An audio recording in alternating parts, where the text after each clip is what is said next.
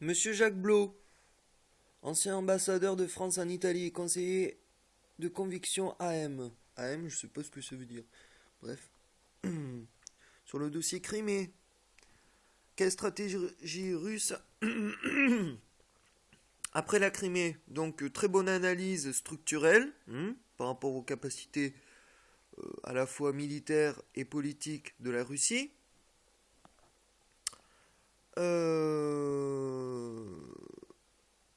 La première, je vois pas en quoi créer une situation géostratégique bancale et participatif avec les Américains pour déstabiliser l'Europe et l'obliger depuis l'extérieur par contrainte et pression extérieure à obliger l'Europe à trouver une entente au moins au niveau de l'Europe des 28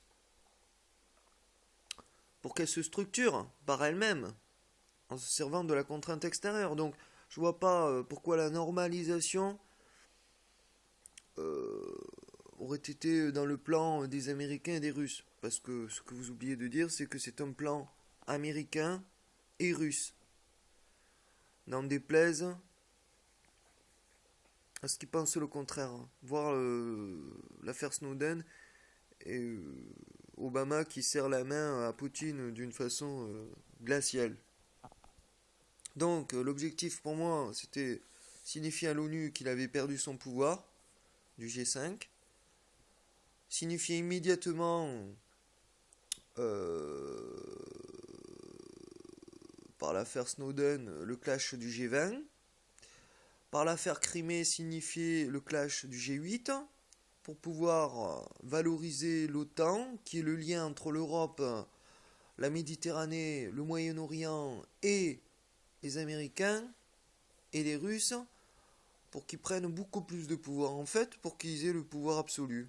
Que les armées, qui sont pas à part l'armée française, sinon il n'y a pas vraiment d'armée en Europe, soient dégagées, soulagées de ce rôle militaire international de gendarme du monde, du moins au niveau financier et au niveau comment dire, logistique. Donc le but du jeu, c'est de réunifier sur un nouveau terrain de jeu en Afrique, le Centrafrique, donc décaler l'enjeu de Crimée sur la Syrie. J'expliquais pourquoi Bachar ne devait pas tomber en 2013 et pourquoi il devait tomber en 2014. En se servant toujours des prétextes de crimes contre l'humanité, crimes de guerre, machin, de la part de Bachar. Voilà, donc la première solution, elle n'était même pas énoncée. La deuxième, c'est celle qui se établit, c'est une transition, une stratégie consultative, c'est-à-dire, en gros, vous faites tomber la Syrie de Bachar, ou vous ne la faites pas tomber, et la monnaie d'échange, c'est l'Est de l'Europe. L'OTAN, l'Europe, les Américains, à toi de choisir.